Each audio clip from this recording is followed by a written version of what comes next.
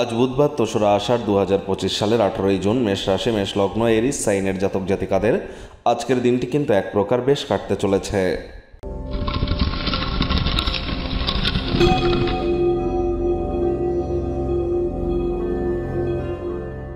ভিডিওটির শুরুতে স্ক্রিনে আপনারা দেখতে পাচ্ছেন বুধ গ্রহের বীজমন্ত্র ওম ব্রাং ব্রিং ব্রং স বুধায় নমঃ। এটি আজ আপনারা সকাল দুপুর সন্ধ্যা 3 বেলাই 108 বার জপ করুন। এটি আপনাদেরকে বহুলাংশ উপকৃত করতে চলেছে। আজ গ্রিন কালারের ড্রেস আপনারা পরিধান কিন্তু করতেই পারেন, এটিও আপনাদেরকে বহুলাংশ উপকৃত করবে। সবুজ এলাচ খেতে পারেন, সবুজ শাকসবজি বেশি খান। যারা হিজড়া বা উভয় লিঙ্গের যারা, তাদেরকে কোনো কিছু ডোনেট বা দান ধ্যান করতে পারলে সেটিও কিন্তু আপনাদেরকে উপকৃত করবে। বাড়িতে গণেশ মূর্তি কিন্তু একটির বেশি রাখতে নেই। গণেশ মূর্তিতে আজ 5টি দুর্বা ঘাস দিয়ে 5 বার বলুন প্রথম পূজ্য গণেশায় নামা, অথবা ওম গাং গণেশায় নামা, অথবা ওম গম গণপত্তায় নামা, যে কোনো একটি 5 বার বলে দিন শুরু করুন। এটি আপনাদেরকে অত্যন্ত উপকৃত করবে।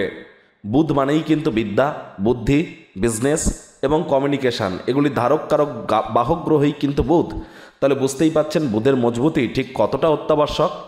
আমি কিন্তু বারবার আপনাদের বলছি, বর্তমানে মঙ্গল এবং কেতুর অঙ্গারক যোগ চলছে।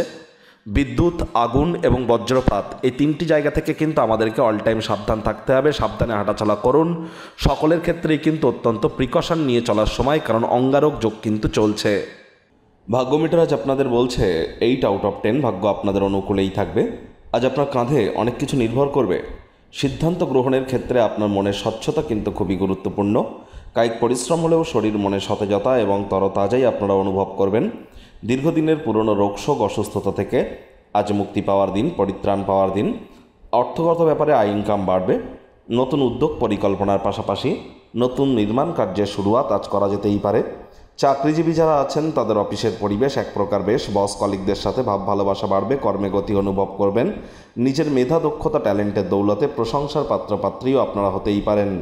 রাজনীতিবিদ যারা আছেন জনসংযোগ বৃদ্ধি করেই দেখুন, সমাজে আপনাদেরও পপুলারিটি বাড়বে। শিক্ষার্থী বিদ্যার্থীদের পড়াশোনায় মনোযোগ আরও বৃদ্ধি করতে হবে উচ্চশিক্ষার জন্য। যারা বিদেশ যাত্রার কথা ভাবছিলেন, ভাগ্যদেবীও আপনাদের পক্ষেই আছেন।